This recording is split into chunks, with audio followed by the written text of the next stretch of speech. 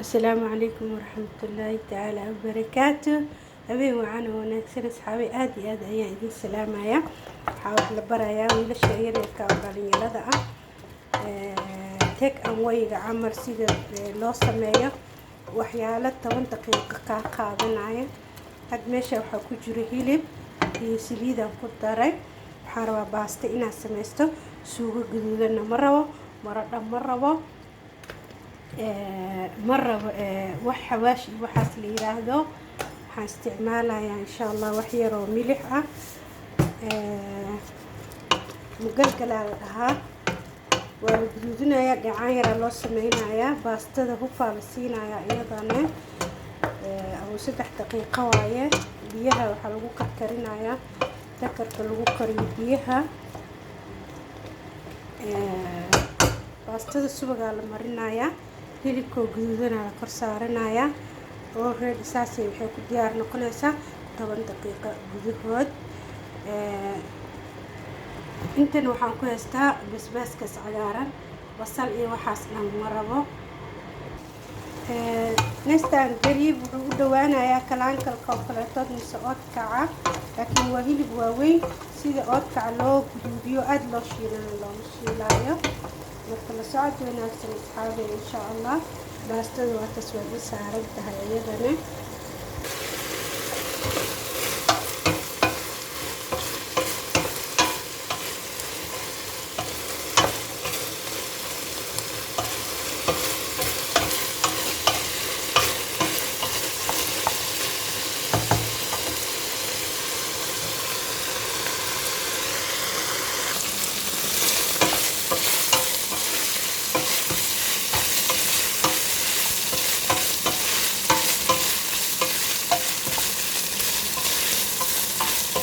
hilibka baxsan waaye, garab waaye. garabka aad ugu fiican yahay hilibka.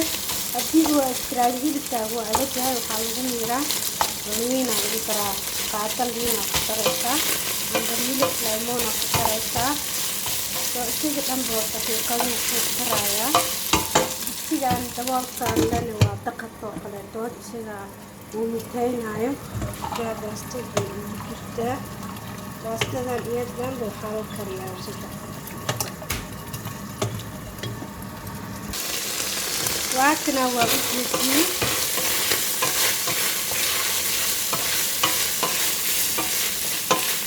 wax yaraa u dhimay sooska qaabka ugu sameynaysa gacanka yaraa. wax yar waa sii dabooleynaa.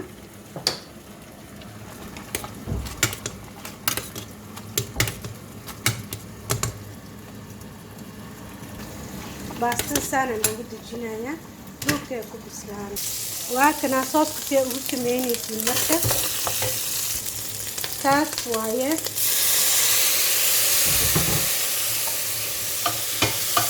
adiga dadku waxaa u baahan tahay gacankaas yar oo amoodo inuu gubtay.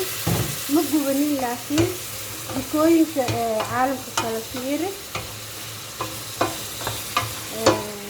gacanka waa gacan macaan badan. saana loogu dejinayaa.